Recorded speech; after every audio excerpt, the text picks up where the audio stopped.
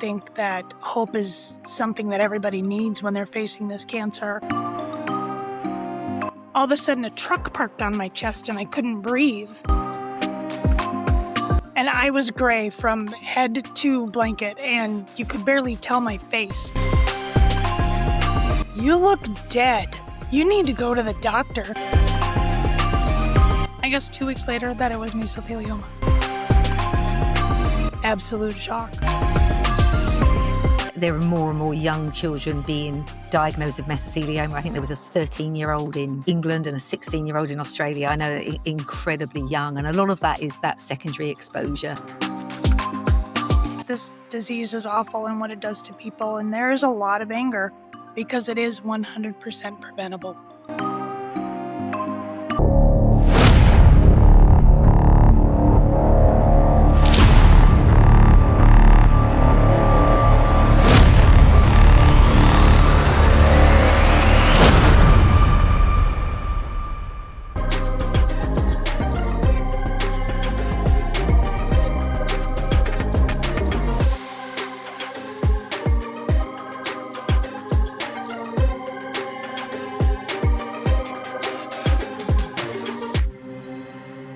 Welcome to the Asbestos Still Kills podcast. My name's Jason Milner. I'm Terri-Ann Berry. And I'm Heather Von St. James. And this is episode 8, Asbestos and the Mesothelioma Warrior, a story of love, faith, and hope. And as our special guest today, we are delighted to welcome Heather Von St. James. So Heather is a mesothelioma survivor of 20 years and was diagnosed at just 36 years of age. She's a public speaker, advocate, activist, animal lover, and in her own words, overall badass mother. We're delighted that Heather is going to share with us her own personal experience living with mesothelioma and then consequently absolutely crushing it, and also talk about how this has led her to devote her life to supporting others in the same situation. So Heather, thank you so much for joining us. We're delighted to hear more from you. And I wonder if you could start by telling us a bit more about yourself and your background, and especially about your trademark hair, which is just so cool. Well, thank you, Terry and Jason. It is a pleasure to be here and an honor. I am just absolutely thrilled to be on this podcast. Sorry, my dog. She's barking on my lap. I'm sorry. It's all right. So yeah, I am a 20-year mesothelioma survivor, celebrated 20 years. My diagnosis date was November 21st of 2005. And then February 2nd, 2006 was my surgery that saved my life. And so we count either or as, the 20-year anniversary. And I'm thrilled to still be here. I'm excited to share my story and talk about my hair. My history was I was a hairdresser until I got diagnosed. So I always joke and say you can take the girl out of the salon, but you can't take the salon out of the girl. So gotta have the hair. It's my trademark now. And it really has become a thing, hasn't it? Like, your hair is a bit of a trademark, and it looks fantastic. Have you got any plans to change it, or is this it now? This is the look? My son is in cosmetology school, and he keeps saying he wants to color it different colors. So I'll wear blue some days, or he wants to do purple, pink, whatever. So nice. We'll try some different colors, but it's always the mohawk and always white, at least white or some pastel color. You're definitely rocking it. I do love it. Thank you. So, moving to your mesothelioma journey, when did you first realize that something was wrong? And can you explain a bit about the key symptoms that you experienced? Because I think that people actually don't know what to look out for. They don't know what the first signs are. So it would be great to hear that part of your story. Yeah, so I was young. Like they said, I was 36 years old when I was diagnosed. So I was pregnant. I was pregnant with my first child. I was 35 when I got pregnant, or 34 anyways. And I just never gained any weight during the pregnancy. I only gained 5 pounds throughout the whole pregnancy. And the baby was growing and measuring right and everything, but I just hadn't gained much weight. But my doctor wasn't concerned. She was like, It was a little bit heavier to begin with. So she's like, well, you're just eating healthy and the baby's growing fine. So, we're not too worried. And then I was having a really hard time breathing during pregnancy. But what pregnant woman doesn't have a hard time breathing? Yeah. Because you got this baby taking up so much room.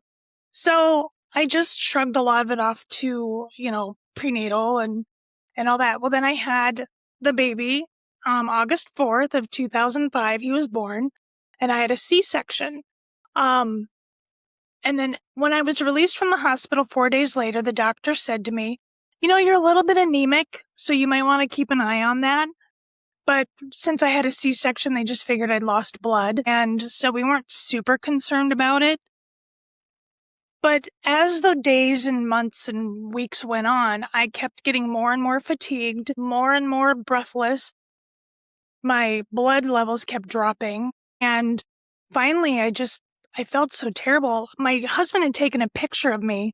I was laying on the couch with my baby. And I sent it to my sister, and she's like, you look dead. You need to go to the doctor. And I looked back at the picture, and I was under a gray blanket. And I was gray from head to blanket, and you could barely tell my face because I was just so gray and my pallor was so up. So I was like, I haven't been feeling good. So I went to the doctor, and all of a sudden a truck parked on my chest and I couldn't breathe. And so thank God I already had the appointment, but I went in, I was like, I'm having a hard time breathing. I've been losing weight. I lost like 5 pounds a week. After I had the baby, I kept losing more and more weight, and then I was so tired. And then I had this low-grade fever that would happen every night around 6 o'clock in the evening, and it would go away after about an hour, hour and a half. But I come to find out that these are symptoms of mesothelioma, which I had no idea. So we just thought they were postpartum because everything could be attributed to either C-section or having a baby. Yeah. So after about a week on iron pills, my doctor said, if you don't feel better or more energized after a week, come back. And so after a week of being on iron to help my bloods, I didn't feel any better. So after I went back and they did a chest x-ray and they found the fluid around my lung. And then they did more blood work and found my blood levels were like with some proteins that were off and there was different things that just weren't normal. So that was the first inkling that there was something seriously wrong. Yeah, that's really scary. But also, as you say, it's really difficult because you can attribute it to, how much having a baby actually takes out of you, because it is exhausting. And afterwards, everyone recovers at a slightly different rate. So I can completely understand that. But look, it's really helpful for you to share that with us because I think there are lots of people out there wondering, well, what does it look like? And I know that it is really quite tricky to diagnose. It is. So yeah, I ended up going to have fluid drained from my lung because they found all the fluid with the chest x-ray. And they drained about 2 liters of fluid off of my lung. And the doctor who did that was like, we got to find out what's causing this. There's something that's causing this fluid to build up. And so I went down and had a CT scan that afternoon. And they found the mass on the CT scan. And so the next day I had to go in and have a needle biopsy done because they didn't know if it was a blood clot or if it was a tumor or what it was. They just knew that there was something there causing the fluid buildup. And that it was, found out 2 weeks later, that it was mesothelioma. So, Heather, how did your family react to the news of you being diagnosed with mesothelioma? Well, when I was going through like the CT scan and, fluid on my lung and stuff, I called my mom and dad. They live 600 miles away from where I live. I don't know how many that is in kilometers. You might have to look that up and transpose that for us. Just a lot. They live 10-hour drive away from where I live. Let's put it that way. And so I called them and told them what was going on. And they immediately jumped in the car and drove all through the night to get here because they knew something was up. And so they were worried. My husband's family was incredible. They live around the Twin Cities where I live in Minneapolis, Minnesota. And they were very, very supportive and came around and they were shocked. When I finally got the diagnosis, it was shock because I was so young. And mesothelioma has such a long latency period, and we were just baffled about how I could get this. And there were so many questions around mesothelioma. So we were all in a state of shock. absolute shock. So how long did it take to get the diagnosis then? Well, from onset of symptoms to the final diagnosis was about a month. So I was actually pretty quickly diagnosed. From the time of my biopsy to the actual diagnosis was just 2 weeks. So it moved incredibly fast, which I'm learning, and I've learned that it usually doesn't happen that way. So I don't know if I just had really good doctors or what happened, especially with mesothelioma being so rare in young women at the time. But they had sent the biopsy off to a couple different places, and they both came back as mesothelioma. So it was confirmed by the Mayo Clinic and the hospital I was at too. So yeah, 2 weeks from the biopsy until diagnosis. So with the symptoms, how long were you having the symptoms before you actually went to the doctor then? Well, if I count back to when I was pregnant and not gaining any, Yeah, so it yeah. was at least 10 months to a year. But the most severe symptoms, I had Lucius in August, and it was October when I finally went to the doctor. It was like Halloween was one of the worst. I felt so sick and was so exhausted. I remember I was working at the salon that I owned, and I was trying to put out products for the holiday display. And I was so tired I could barely lift a bottle of shampoo out of a box to get on the shelf. And I looked at my co-owner, and I was like, I need to go home. I can't function. And they were kind of upset because they thought I was trying to get out of working. But so I went home and I just absolutely collapsed. And my mom had been visiting, and she was like, you don't look well. And that's when we took the picture, and I ended up going to the doctor, shortly thereafter. So the diagnosis, was it just on one side of your lung or? Yeah, it was located in the lower left portion of my left lung, and thankfully it was isolated there. It hadn't spread and hadn't gone anywhere, so it was just mainly in that lower left portion. So Heather, so you've said that your family was really proactive and positive in supporting you? Yes, they were incredible. I could not have gotten through this without them. And they travelled all the way over to see you at Yeah, the time. yep. I think it's about 1,000 kilometres, I think, about 900 or 1,000 kilometres, which is about 10-hour drive, isn't it? Yeah, it's a 10-hour drive from my hometown to here.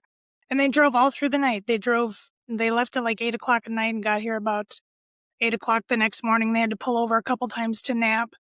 But they stayed here through, the next 2 weeks to help out with the baby and just to help out while I was going through all the tests and everything. Yeah, it's so important, isn't it, having people on your side? And I do wonder, because we have quite a few mesothelioma carers actually contact at the trust that we run.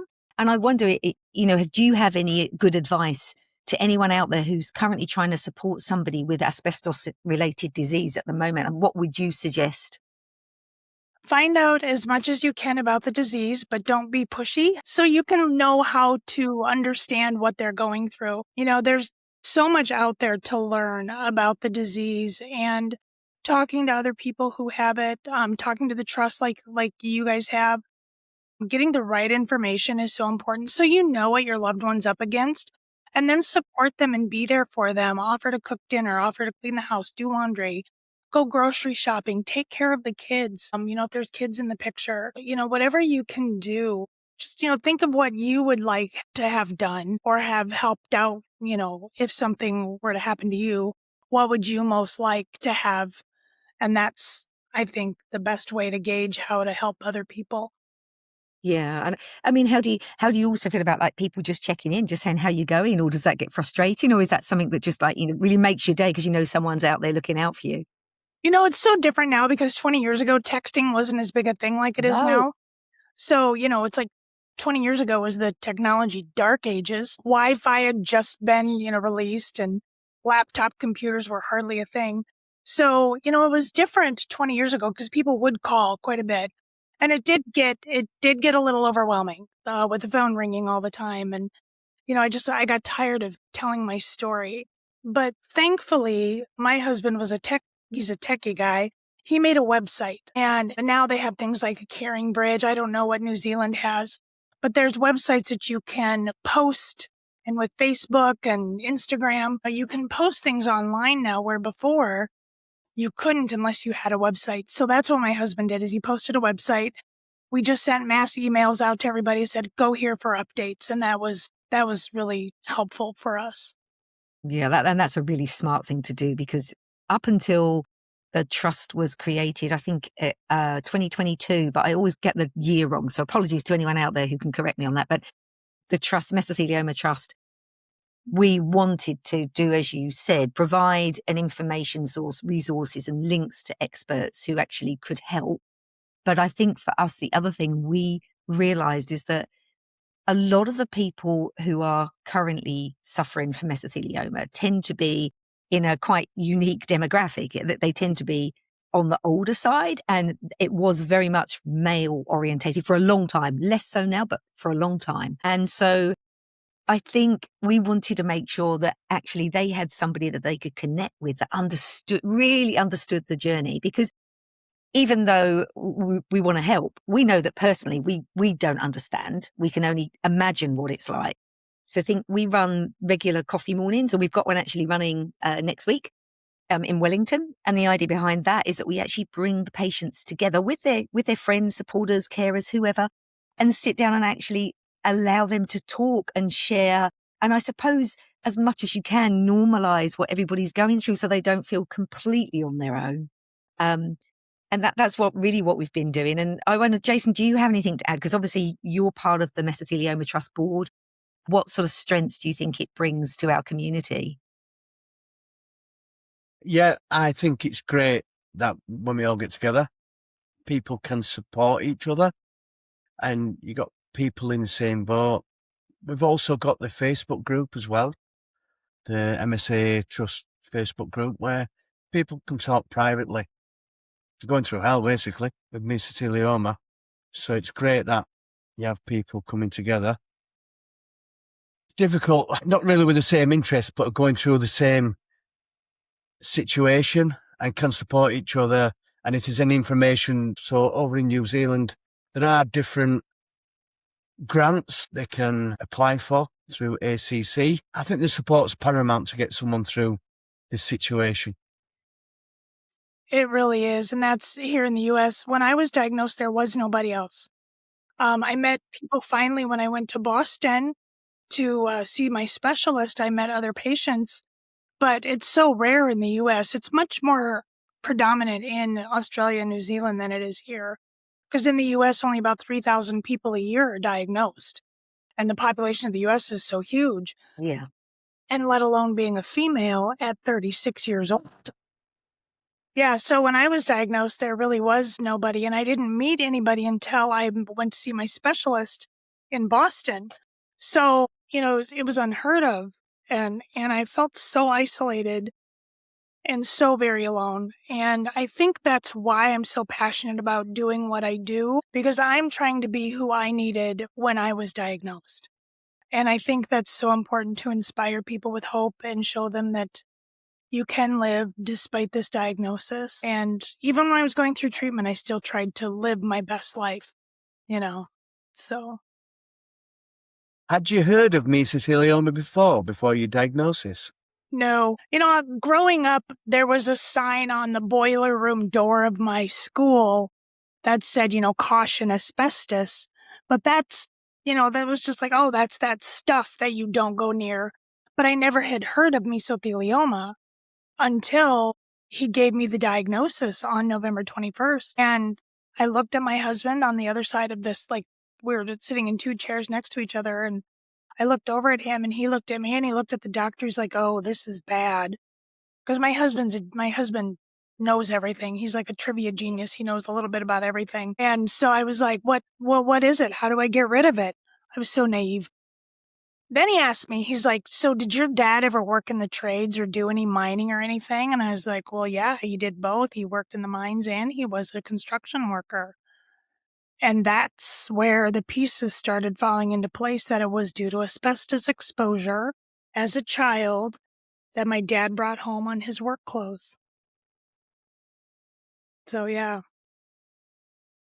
There was a case in New Zealand where it was called a kiss of death, where the daughter would greet her dad every day, and she ended up with mesothelioma and she sadly passed away. So it's like secondary Yep. exposure. Yeah, we're the victims that the asbestos companies never wanted to admit there was, that there is. There still are people, being exposed. So mine was because my dad would wear this coat and it was covered in dust, and it was, he would wear this coat every day. He did a lot of drywall sanding and cleaning up. So he would pour the drywall, mix the drywall mud, so dust everywhere. And then he would have to go in after it dried and sand it off the walls. Well, it was chock full of asbestos. He remembers mixing, it, and it had caution asbestos on the bag. But this was back in the mid-70s. They didn't take any precautions in the U.S. And so he just was doing his job, providing for his family. And he brought home this asbestos. It was in his car. It was on his coat.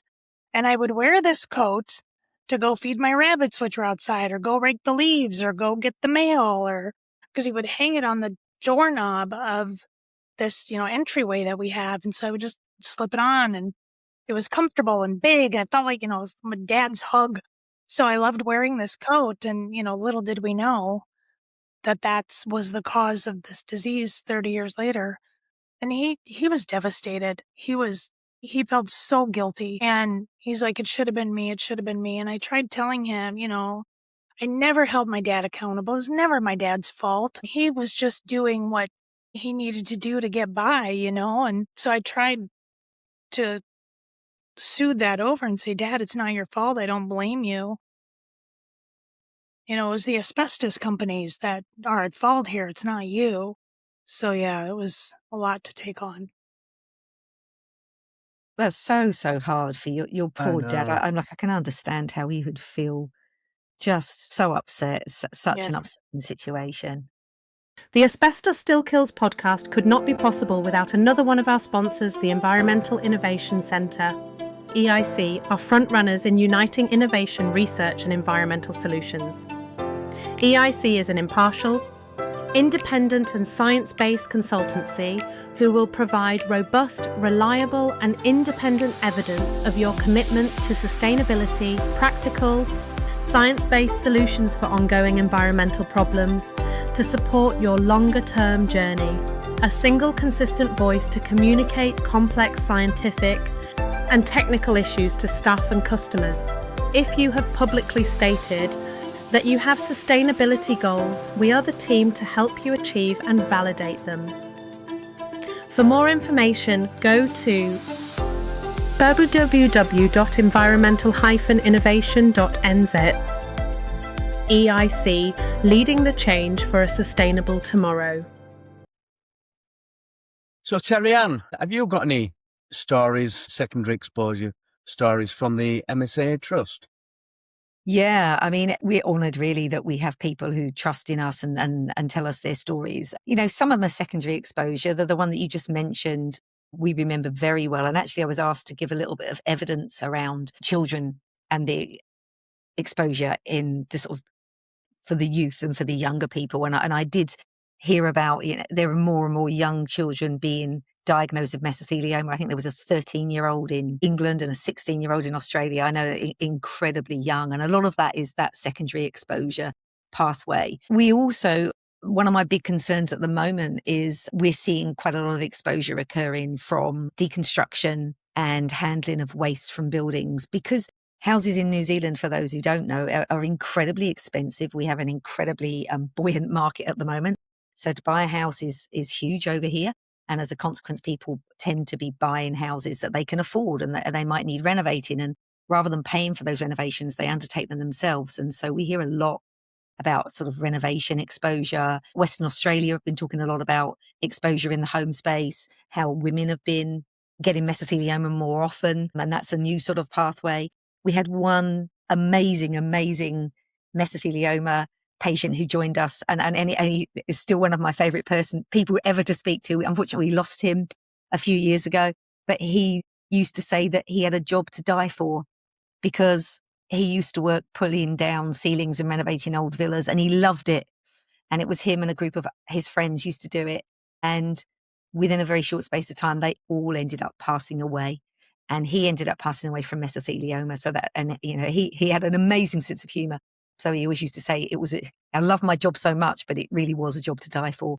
And that's always stuck with me, that the sadness and tragedy of this is that it's people being exposed completely unknowingly, having no idea. And so one of the things we do try and do at the Trust as well is talk about, protect yourself. That's super important, but also don't take it home to your families. Be aware that it's there and don't take it home to your families, because that secondary exposure pathway, as our building stock deteriorates, as people are undertaking more and more of their own renovations, as our tradies can be exposed, and we know that they're like our highest risk group. And then after that, it's teachers.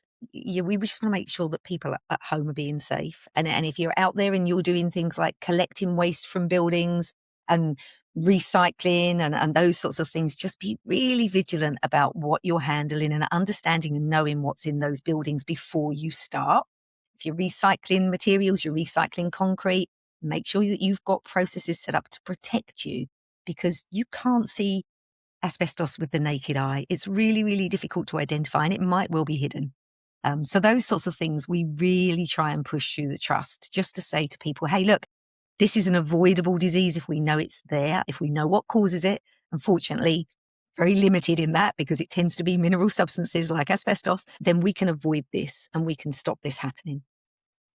Sorry, I've spoken for a really long time there for a very simple question. I elaborated a lot, so I do apologize. It's so important, though. It's so important. And that's in the US, with HGTV, home garden television, there was the huge boom to renovate houses, buy your fixer-uppers. And there was the show Fixer Upper. And so everybody inspired by HGTV was going out and buying these cheap houses, these old houses, and just going in and tearing them apart and renovating them themselves. Well, the asbestos tile, the Armstrong asbestos tile, they would just go in and pull it up, and then the black mastic to stick the tiles down. They would sand it off with no protection, vermiculite insulation, the loose fill insulation that they would just cut open the ceiling and let it fall. I was watching an episode where they were redoing a bathroom, and they went in, they cut the ceiling, and this stuff just rains down on the hosts.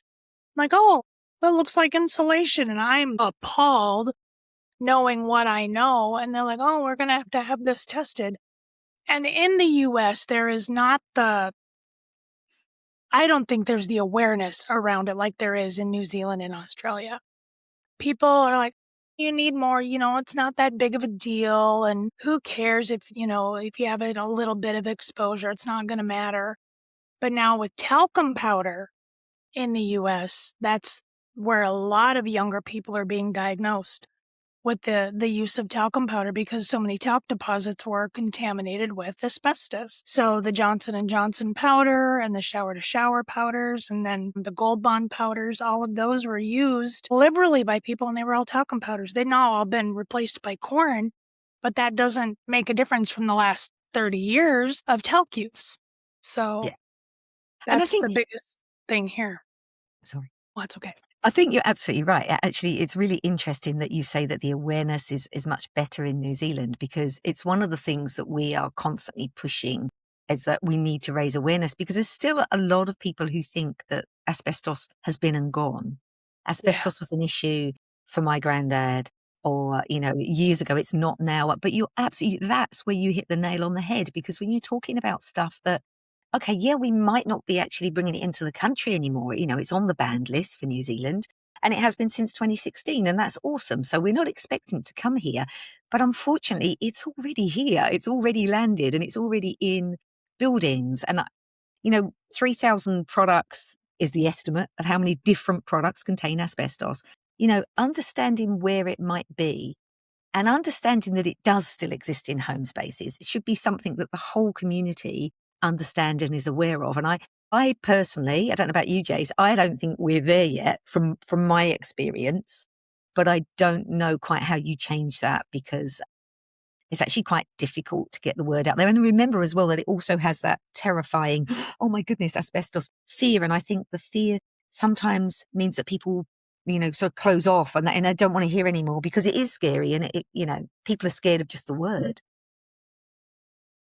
I think the issue as well is people, instead of checking for the asbestos before they do the DIY or do the refurbishment, they'll get halfway through and they'll go, hold on a minute, that looks a little bit suspicious. Let's get it checked. By which time they've contaminated the whole house, and it just takes thousands then to remediate it, and they've been exposed.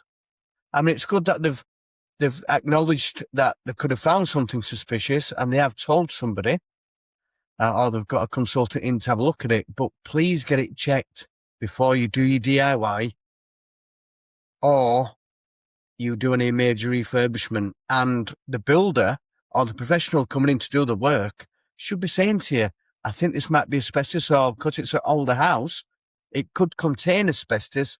Why don't we get it checked? It's going to be a little bit of a cost, but it's also peace of mind, and it will keep everyone safe. Yeah, great words there. I have a friend who was in the market for a house, and there's a suburb not far from here, and they love the house and everything, and she showed me pictures of it, and I was like, I think that siding is asbestos siding. You want to get that checked. And sure enough, it was asbestos siding, so they ended up passing on the house. They're like, no wonder it was such a good price. It was too good to be true. And just getting that off the house would have cost tens of thousands of dollars. So she's like, thank God you told me, otherwise we would have been on the hook. So. Yeah, one of the things we'd quite like to do, just as an aside, is I've been trying to work with some estate agents over in New Zealand and speak to them about, hey, look, how about when we're selling houses, we actually have experts come in and actually do a good asbestos survey, a management survey. So it doesn't mean that you can go and start knocking stuff down, but at least people have got an idea where the asbestos might be in their home and they can manage it. And it's really quite surprisingly, I've had quite a lot of estate agents say, yeah, absolutely, which I really love. I think if it can come from that industry, that's a really great start for us. So it's something we'll follow up.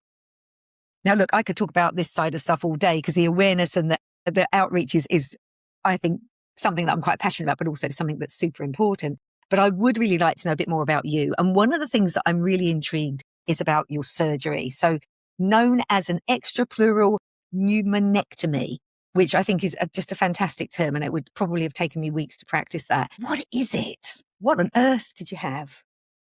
Yeah, I always say that the name is very poetic. An extrapleural pneumonectomy. I just looked at the doctor blank-faced when he told me that was an option. I was like, what? Can you explain what that is? So what it entails is the removal of the entire lung and the pleura, which that's where the extrapleural part comes in. And then they remove part of the diaphragm, the half of the diaphragm of the lung that's affected. They remove the lining of the heart and then a rib so they can actually get in and take stuff out. So basically it was everything in the left half of my chest cavity was removed. And then my diaphragm and the pericardium were replaced with surgical Gore-Tex. So my heart is in like a sling. And then my diaphragm on the left side has been replaced with this Gore-Tex sheath that I have buttons actually on my rib cage that you can feel where it's been like hooked to my rib cage. So, it's removal of the entire lung and the pleura and everything in the left half or the half of the chest cavity that it's affected. Then during surgery, my doctor actually did a heated chemo wash. So they heat carboplatin or cisplatin up to 140 degrees Fahrenheit, pump it into the chest cavity, wash it around for an hour. They call it the shake and bake because they literally rock the patient back and forth. So for an hour. What a word. So I know, it made me laugh. It's like I could be shaked and baked. So they wash it around for an hour. So the chemotherapy, the theory is the chemotherapy comes in contact with everything that they can't see with the naked eye. So the surgery removes everything that they can see, and then this heated chemo wash goes in to get everything they can't.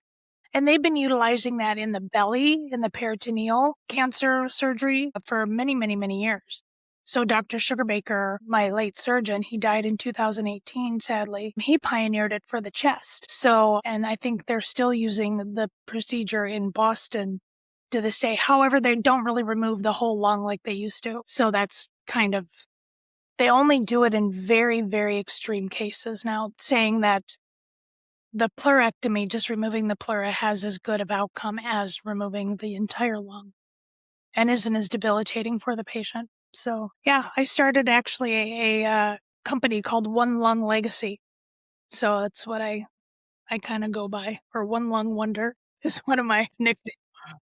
You do actually approach this with such great humour, which is incredible, because I know that the surgery has impacted your life, particularly your health long term. What does that look like for you? You know, when they told me, so when I was diagnosed, they said basically you have three options. You do nothing and you die within 15 months. I had a baby at home. That was not an option. You could do chemotherapy and radiation and hopefully get 5 years. And then hopefully the hope was within those 5 years, treatments would have developed enough so there would be something else to do. Or I could go have this surgery and hopefully get 10 years. So it's like, let's go for that. Get us to Boston. And so I just went in like whole hog. Let's do this. Let's be as aggressive as we can. Throw absolutely everything that we can at this cancer because I want to live to raise my child. And so the surgery itself was debilitating. You know, I have 50% lung capacity now. So I won't be running any marathons, but I wouldn't have ran a marathon before. So I guess that's not a big deal. But, you know, there's things that happen throughout the year. Your body is put together very precisely. And when you take something out, things happen and move around. So like my intestines have kind of crept up. The reason they put the diaphragm in for Gore-Tex is to keep all your guts basically from creeping up into the chest cavity because everything will like move and float around. But that diaphragm, Gore-Tex diaphragm, keeps your intestines in place basically.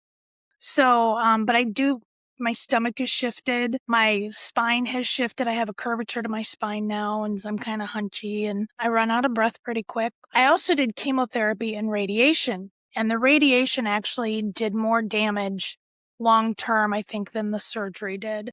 So I have extensive nerve damage on my left side from the radiation. My voice is kind of breathy and quiet because I have a paralyzed vocal cord on my left side. Yeah. That's not great when you want to be a speaker for a living. So I have to get procedures done every so often to bulk up my vocal cord. But I get fatigued easy. I tire out easy. I go to bed like 9, 10 o'clock every night. I get nauseous easy. Like I can't eat a whole lot because of the shifting of my stomach and kind of screwed things up. So I have to be careful what I eat, how much I eat, when I eat. But now it's just kind of second nature. I've just gotten so used to it that that's just how I am. And you just learn how to live with the situation and make the best of it. So I still try to exercise. I started Pilates, which I love. It feels so good. I didn't think I would like it as much as I do, you know, and I've tried lifting weights. I would never run though. I never did try running, but you know, walking, I try to walk a couple times a week and just try to stay healthy basically, you know. I don't follow a diet or anything like that because I like, you know, if I want to eat chips, I'm going to eat chips. But yeah, it's been a struggle to figure out how to make a balance between the chronic fatigue and the chronic issues, but also the incredible gratitude that I'm still here. And that's why I think I'm so outspoken, is because I don't want anybody thinking I'm not grateful, because I absolutely am. But I also want to be realistic about long-term issues that these things do. So it's not all, survivorship isn't all this, you know, beautiful wine and roses picture. You deal with anxiety. You deal with post-traumatic stress disorder. I was diagnosed with that about 7 years after my surgery. And, you know, the mental toll itself of living with a chronic terminal cancer really does weigh on you after a while. And so thank God for therapy and trauma-informed therapists and just doing a lot of inner work to make peace with the situation. So, yeah, that's in a nutshell. That's what I deal with. I mean, you are just such an inspiration. You're incredibly brave. I wonder whether or not some of this is how you approach this is with your humour, because I'd love to know, and I'd love you to tell the audience more about your lung leave-in day. I mean, it just a brilliant idea, but you've got to have a sense of humor to go through everything you've gone through and then to set up something like this. And look, if I can join you out there in Lung Leaving Day one day with Jace and Rob, we would love to. So tell us about Lung Leaving Day, please. That would be incredible. So when I was going through my biopsy in Boston, my sister was there to give support to my husband. So my sister and my husband were sitting there while I was getting my biopsy, and they started talking about how to commemorate my surgery. And my sister was very much into yoga, and she did fire walking. So she's like, in fire walking, we write our fears on a piece of wood and we throw it in the fire, then we walk across it. So you should do that on the day of the surgery. And Cam's is like, I'm not going to walk on any fire. You nuts? He goes, but, we could be like the Greeks and we could, smash a plate into a bonfire, a fireplace or something. And so we could write our fears on a plate and smash the plate in a bonfire. And then my sister said, we can call it Lung Leaving Day because it's a day her lung left. So that was how Lung Leaving Day was born. And I was in surgery this whole time, so I wasn't there for any of this. But on the first anniversary of my surgery, my husband comes home and he has 2 plates and 2 Sharpie markers. And I'm like, what are you doing? He's like, honey, it's Lung Leaving Day. And I had kind of forgotten all about it because I was a little busy. I was going through treatment. I was going through radiation. I was recovering from everything. So I was completely oblivious. But he had been planning this whole time, and he went and he bought the plate and the Sharpies and came home and he's like, we got to do this. It's Lung Leaving Day. And it was 17 below Fahrenheit. So it was very, very cold because it was February 2nd, which is the middle of our winter here. And I live in Minnesota, so it's very, very cold. And so he went out and he built this fire. It was a tiny little fire. But we sat down to write our fears. And I didn't realize how many fears I had been holding on to and trying to push down and trying to ignore.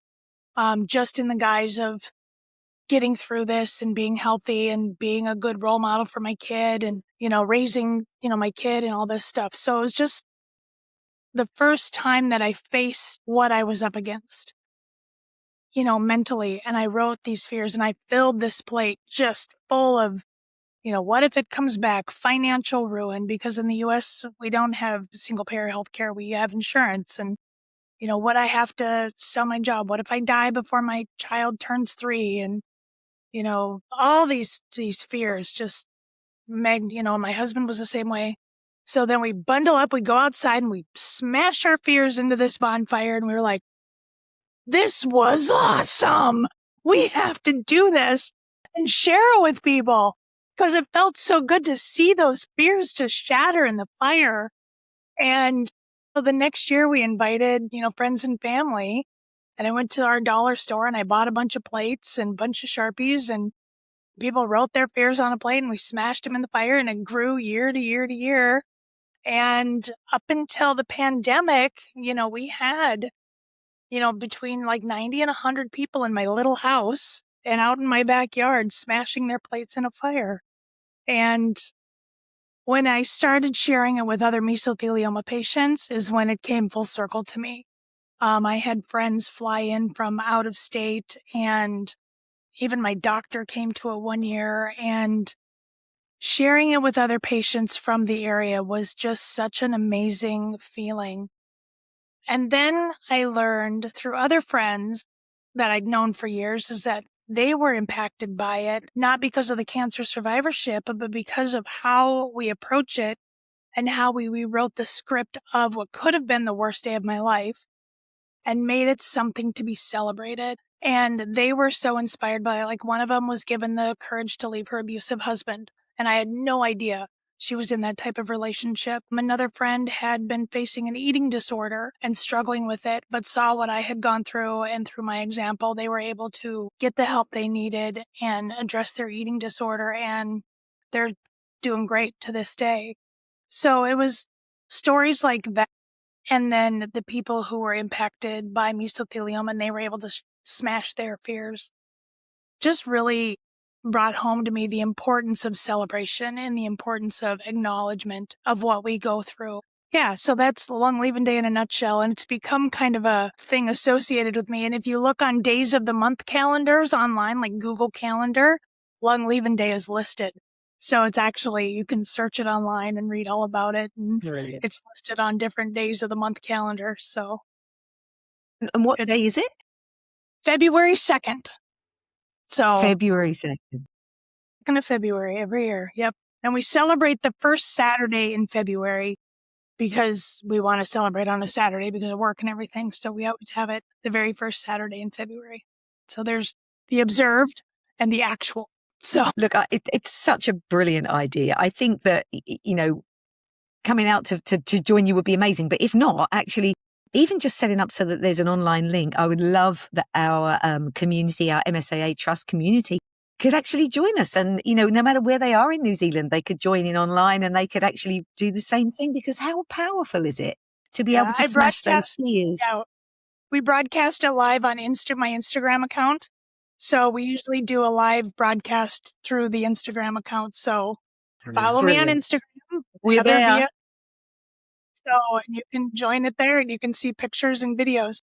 This year was the 20th anniversary. So we didn't have it from 2021 till 2025. We didn't have it those 4 years because of the pandemic, and just, it's like putting on a wedding every year. It's a big to-do. But this year we decided to bring it back, just not as big as we did, and just, invite whoever wanted to come. And I, didn't go all out with food. I had some stuff catered, and my husband still made our backyard this magical, beautiful blue sanctuary. And my friend from Springfield, Illinois surprised me and flew up and walked in the door, and I was totally shocked. There's a video online. What are you doing here? She made me speechless. I'm never speechless. And she speechless.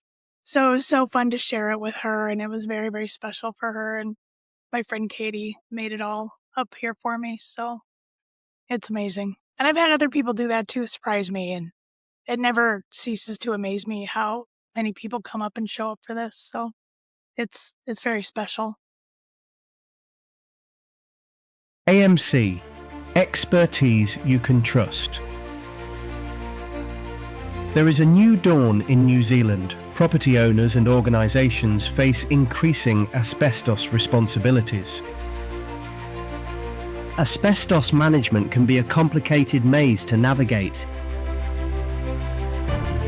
It's easy for a client to drop the ball, but with the right guidance, you can manage your asbestos safely, confidently, and compliantly. That's where Asbestos Management Consultants AMC comes in. Independent, impartial asbestos experts helping you develop and implement effective asbestos management strategies. From document reviews and management plans to policies and asbestos training, AMC provides asbestos compliance solutions you can trust. Based in Auckland, trusted nationwide.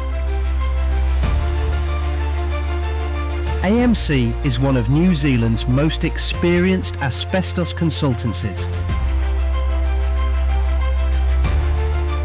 AMC, Asbestos Management Consultants expertise you can trust. Visit our website to start your asbestos management journey today.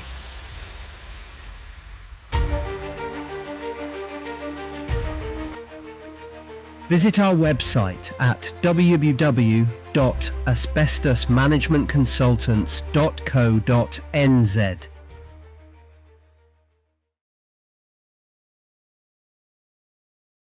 Yeah, it's absolutely incredible idea. Jason, had you heard about Long Leaving Day? What do you think about that? I think Long Leaving Day is incredible. And the reason why I think it's incredible, how something that initially was negative can be actually turned on its head and just turned into something so positive, not only for you, but your family and your friends. And it can also impact other people's lives. Yeah, I think it's a fantastic idea. I had glassy eyes listening to that. It was very heartwarming. I think it's wonderful, Heather. It encourages anybody to break a plate when they're frustrated or need to overcome something. It's very cathartic. Oh my goodness, there'd be nothing in my cupboard, but yeah, I like the idea. I go to the dollar store and buy their plates for $1.25. So I stock up every year. So yeah. That's what we do. I think we're going to be trying that as long as we don't use paper plates.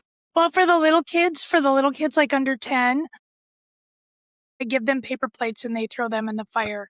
They love seeing them burn. That's good. So little kids have the cutest fears, like I'm afraid of broccoli or the monster under my bed or Broccoli. little kids' fears are just so precious. And it's really neat to see them overcome that.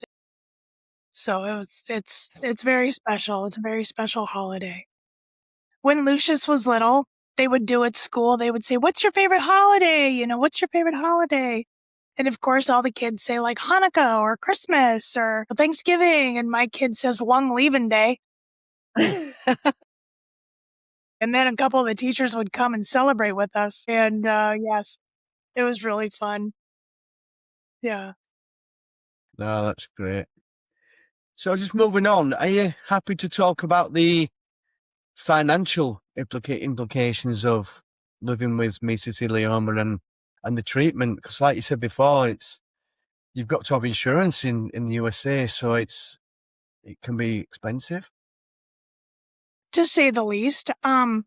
So 20 years ago, just the surgery, no hospital stay, no anything, was $250,000.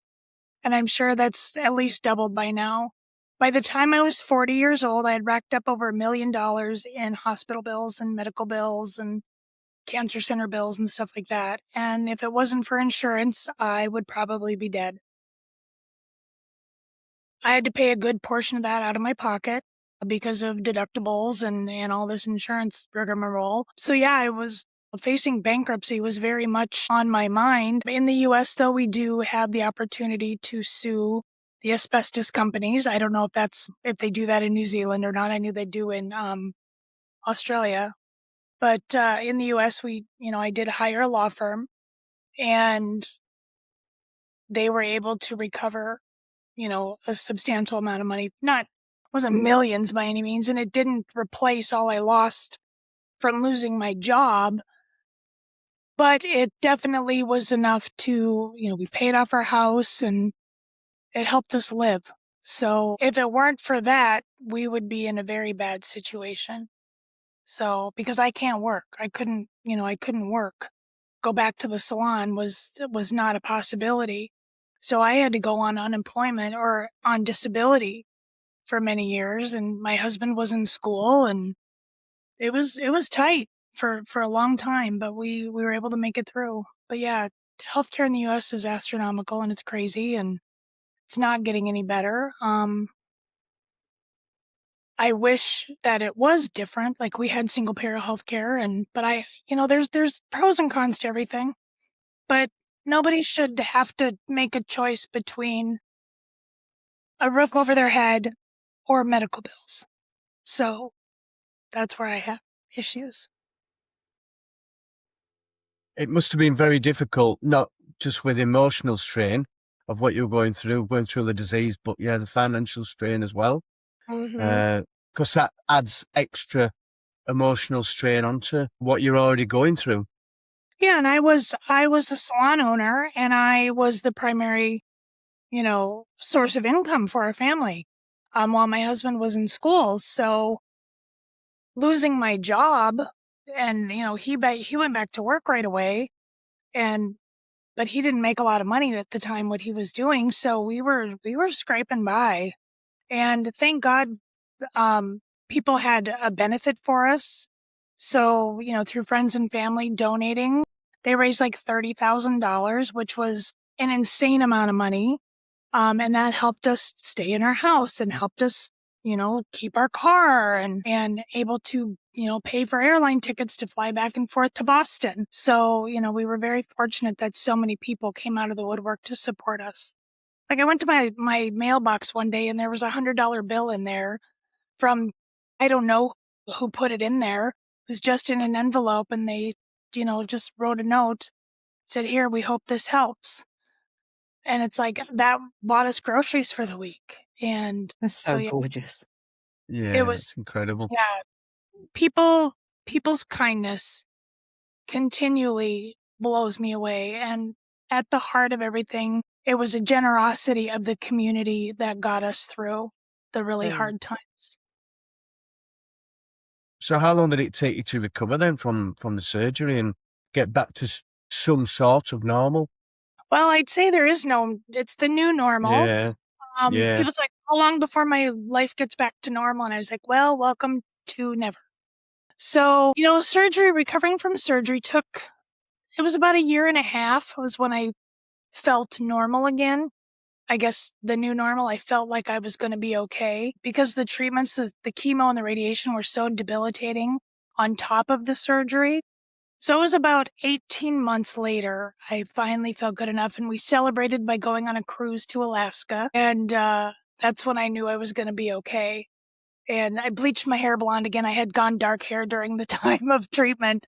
And I bleached my hair blonde again because I was feeling good. So I was like, I'm back. And so yeah, it took about 1.5 years to feel like I was going to be okay. But, there's constant things that are happening with your body changing, like I explained before. The vocal cord issue with my vocal cord being paralyzed and I lost my voice completely for about 1 year till I found out what was happening. And the breathlessness, I'm weak on my left side. I can't lift heavy stuff. Going upstairs, carrying a heavy laundry basket, I can't even do it. But so I'm still kind of recovering, or I'm learning different ways of how to live, basically. Thank God for my kid and my husband. I asked them to do a lot of stuff. It's like, can you carry my laundry? Because my laundry's in the basement, my bedroom's upstairs. So it's like, can you get my laundry? Anything like that. But I make do the best I can. I, try to work around things. And if I can't do it, then I ask for help, which took a long time to admit because none of us like to ask for help for anything. And, you don't want to be a burden. And so, but it is what it is. So, but I'm recovering. I say it's a day by day thing. I take it one day at a time, and I live very much in this moment. That's incredible. So, Terri-Ann, have you got any thoughts on the treatment and the cost? And it can be paid for over here in New Zealand, can't it, through ACC? Yeah. I mean, I suppose we have a different model over here, and it kind of blows me away when you actually look at what those costs are actually ending up being. And the cost of the government must be quite substantial in New Zealand. We have about 100 people diagnosed with mesothelioma every year. One of the things that strikes me that's very, very different is although you can apply for funding via the ACC and that can cover treatment, what's different about New Zealand and America is, I suppose, the level of treatment in the treatment that's available is relatively limited here. So yes, you can apply for immunotherapy and chemotherapy and things like that. But when it comes to the sort of the really unique and incredible surgery that you had, that would mean somebody flying to another country. And of course, that's not covered. So then you're back to the same thing where you don't have health insurance, or you don't have the financial capability to be able to pay for that. Then you are, as you said, quite rightly, making a choice between whether you've got a house over your head or whether you go for life-saving surgery. So different situation, but I think similar sorts of choices, especially as for a long time, mesothelioma has been sort of targeted as non-survivable. You've disproved that, which is incredible. Along with, there are a few others as well, I know, that have managed to sort of... There's others. My friend John, 13 years. My friend Chris is 25. Another friend had just passed away. Unfortunately, she was 25 years out. So yeah, there are long-term survivors out there. Yeah. So, but not so many in New Zealand. I think our longest ever mesothelioma patient was our dear Leonie, who passed away just recently, and she was close to 5 years. And her treatment was mainly chemo and immunotherapy and those sorts of things. And I think it looks very differently. But either way, whichever way you look at it, whichever country, whichever model, it's still incredibly expensive. And that financial burden is still so hard to undertake when you're already under the stress and the anxiety and the worry and the fear. So, look, at the end of the day, I can see that this must have been so incredibly stressful and exhausting. And yet what astonishes me about you is that you've dedicated your life for advocating for other people. You haven't given up. You've continued to raise awareness. You've continued to fight for other people. And we'd love to know a little bit about what this advocacy looks like and what you would like to see change in the future. I started doing advocacy when I was still in the hospital. My doctor, Dr. Sugarbaker, saw something in me that I didn't see in myself, but he honed in on my ability to speak with others and put other people at ease. And so he started having me go and talk to the patients. I was in the hospital for 18 days because I had some issues with creatinine levels and my kidneys didn't want to work. And so I was in the hospital for 18 days and I was bored out of my ever-loving mind because I'm a go-getter. I like to do stuff. And when you're stuck in a hospital, there's not a lot I can do.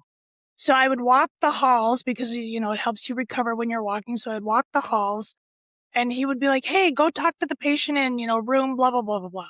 So I would knock on the door and go in and talk to the patient. So that's how my advocacy was born, was out of boredom and not wanting to just, waste away in the hospital. So I made a lot of friends, talked in the hospital. Then I would go back for checkups every 3 months. I'm in Boston and he had new patient orientation.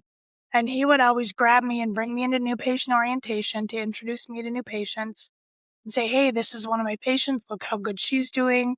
So basically, so it worked for both of us. And then all of a sudden, it's like a newspaper heard about, I don't know if they read about my lawsuit or what, but a newspaper picked up on my story. And I just started sharing my story and then I started blogging about it and it just kind of blossomed into this, just organically blossomed into this, mission that I have and helping others. And like I said, I'm being who I needed when I was diagnosed. And at the time, there was nobody really showing what, that you could live with this disease and not being really public about it. So I was like, well, somebody's got to do it. I can do it. I can talk about it. And then sharing about Lung Leaving Day and just the unique way that we approach everything and that my husband and I are very much a team in this, that I couldn't have done this without him. And he has done some advocacy as well. And so just the journey has become so fulfilling for me. And it's not about me. It doesn't have anything to do with me and what I do. It's how many people can I help and get the information that they need and show them that you can live with this disease and that there are options for treatments. And the great thing about getting to know people from other countries is I can help people globally now because I do know of, resources in other countries. And that is so valuable because it's those resources that save lives. And without knowing those resources and connecting people, you don't have as much of a chance. So that's why I'm so happy to be here today talking with you guys and knowing what you do to help other people, because through that, more people will be helped. So it's been an incredible journey and I'm incredibly grateful for what I've been able to do. And I'm still just getting started. There's so much more to do. There's so much more to be a part of. And patient advocacy as a career has really grown in the last 10 years. A lot more patients and the patient voice is being heard, not just in mesothelioma, but across the board, whether it be chronic illness, diabetes, Crohn's disease, whatever. The patient voice is becoming very dominant in the industry, in the healthcare industry. And pharmaceutical companies are seeing that. Doctors' offices are seeing that, and it's much more of a patient-led approach to medicine now, which is just incredible. And it wouldn't be that way without people like me pioneering patient advocacy 20 years ago. So it's something I'm really proud of that I've been doing and encourage anybody who's facing something, whether it be mesothelioma or whatever, make your voice heard, tell your story because somebody out there will be inspired by you. And it's so important that other people know that you're living and you're doing well. Yeah. I mean, it's incredibly selfless, and I love the passion with which you speak. And Dr. Sugarbaker was absolutely right. And you just have a way of drawing people in and making people feel comfortable. It's like sitting and chatting with an old friend on the sofa, which I love. We are very, very lucky to have you, Jace. What do you think about advocacy? What else could we do? Is there anything else that maybe even just in New Zealand, what can we do? Like listening to Heather's story, we were and we are lucky to have the support of many of our patients, but there's always something else that we can do. I think Heather is extremely inspirational, and very brave lady as well. For what you've gone through and you've come out the other side and you continue to help people. I think it's very admirable. And people love inspiration. People want to be inspired. It gives people hope. And I saw one of your posts the other day. I'll just dial it back first of all. When I first heard about you, Heather, I thought, I want to meet this lady and I'd love to do the podcast. I think she'd be a great guest for everything that she's achieved. And she's still smiling. She's still so positive after everything she's gone through. And I saw one of your LinkedIn posts and you were saying about someone came across and they were quite negative. Mm.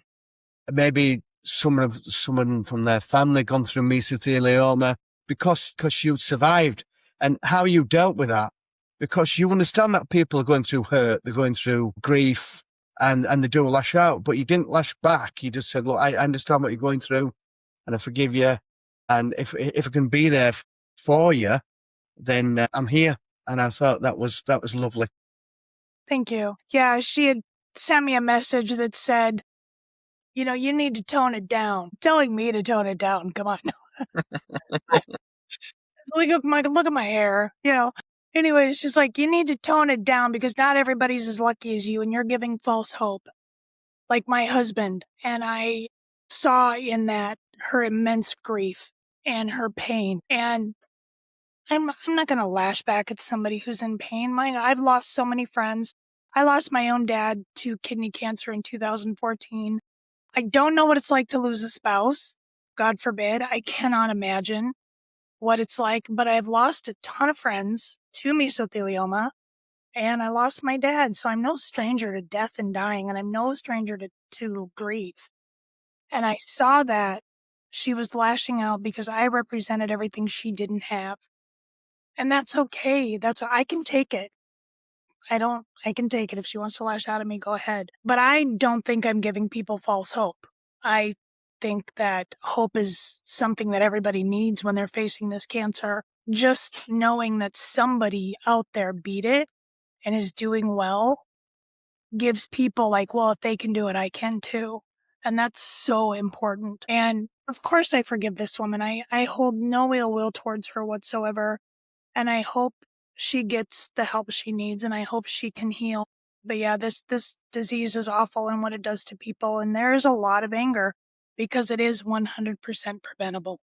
And that's the crux of the thing. And that's why there's so much anger around this diagnosis, is that it's due to corporate greed that people are dead and dying from it. And that is a lot of anger to hold on to. And I understand it. Yeah.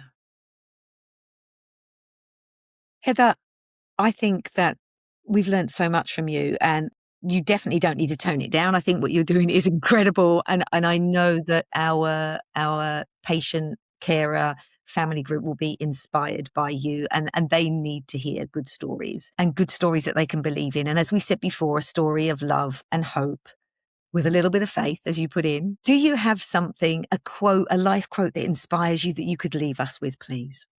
I actually have it tattooed on my arm. It's a quote from a movie called Auntie Mame starring Rosalind Russell. And it is the quote of, life is a banquet and most poor suckers are starving to death. You've got to live.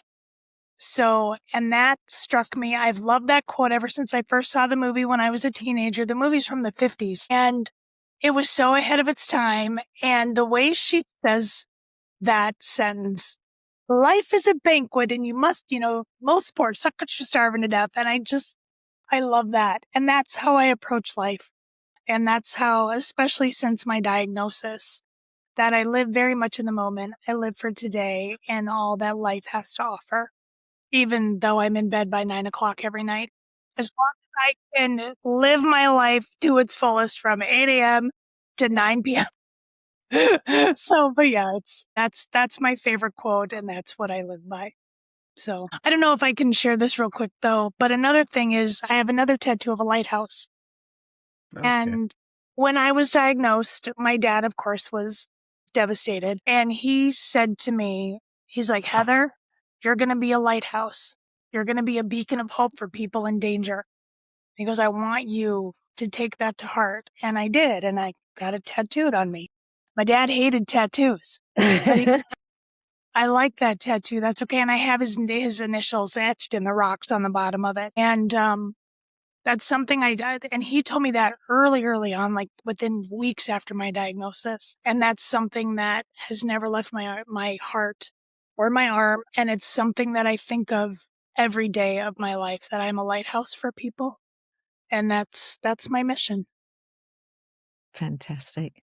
Truly a beacon of hope. Thank you so much for joining us today. We are looking forward to being able to share your story with the rest of our listeners. Thank you for your bravery. Thank you for how candid you've talked about your journey, which must be hard. And also, I know you've done it many, many times, but we appreciate your time today. And wish you well. Thank you so much. Thank you so much for having me. It has been an absolute pleasure. I appreciate it. So thank you to our listeners. Now, we are also looking out for new guests and stories about asbestos, but hey, it doesn't just have to be about asbestos. We're interested in any environmental issues that you would like to bring and talk to us about. If you're interested, please do contact us at the Asbestos Still Kills podcast team.